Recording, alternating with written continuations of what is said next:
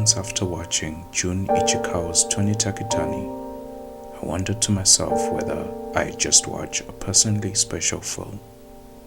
One of those films that, unbidden, bubbles up to the surface of your memories while reminiscing, defining the eras of your life. Days passed, and still, like an earworm, the name remained ever in my mind. Takitani.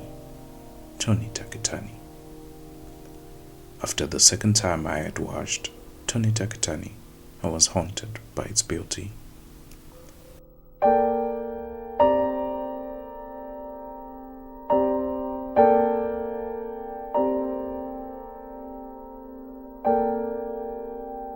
The 2004 film is an adaptation of Haruki Murakami's short story by the same name.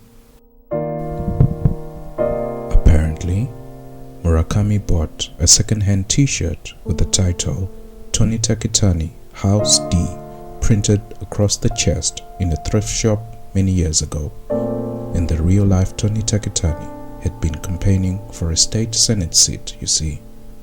In an interview, Murakami explains, "Every time I put on the t-shirt, I felt like this Takitani was begging me to write a story about him."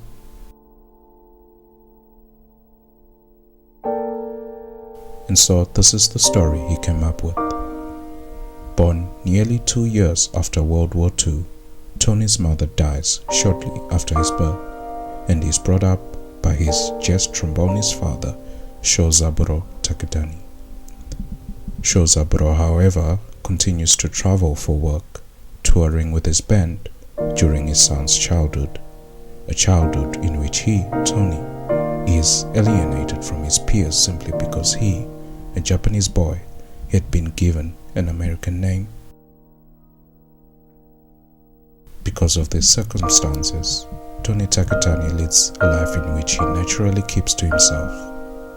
Yet, save your pity for young Tony Takitani. 特に寂しいとは思わなかった。 One is reminded of the lyrics from Simon and Garfunkel's I Am a Rock. And a rock feels no pain, and an island never cries.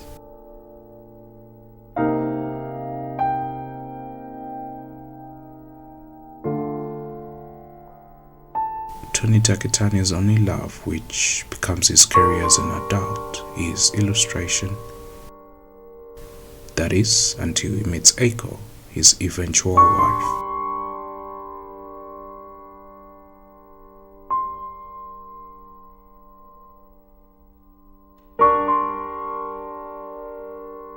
Theirs is a wholesome marriage, marred only by one single, ridiculous fact. Eiko has an addiction to buying clothes. Thus is a melancholic portrayal of both the sides of the fence between solitude and loneliness created. I am a sucker for a film with a narrator, and this one joins an illustrious list of movies like The Big Lebowski, Amélie, and Mama Tambien for its serene and somber narration. A narration that is only enhanced by the fact that, at times, the characters whose lives the narrator relates finish his sentences, almost as if they were aware of the voyeurs, the narrator and we, the viewers, and must wrest control over the exhibition of their deepest thoughts and emotions. This role of voyeur is visually compounded by the camera shots that always pan in from left to right until they settle on a target and remain still for the scene. Visually muted and cold scenes. Finally, to perfect this pensive mood is Ryuichi Sakamoto's soundtrack, which you are listening to right now, an album of calculatively beautiful piano pieces.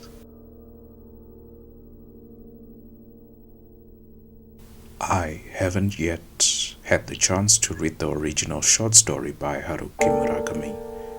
You see, I am a relatively new reader of Murakami, having only read Norwegian Wood and Dance, Dance, Dance, both of which I adore.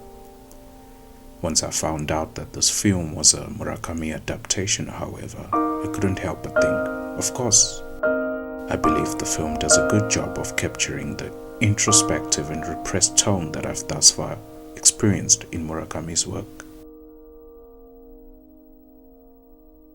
As you may expect by now, I don't have many complaints about this film.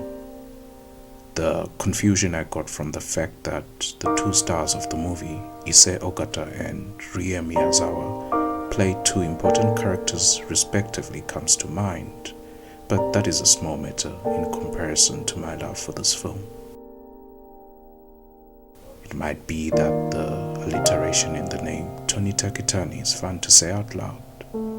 It could be the relatability to the character, as I'm prone to with any Murakami character. The thing is, I cannot get over this film. It's a beautiful portrayal of the highs and lows of human connection that haunts me.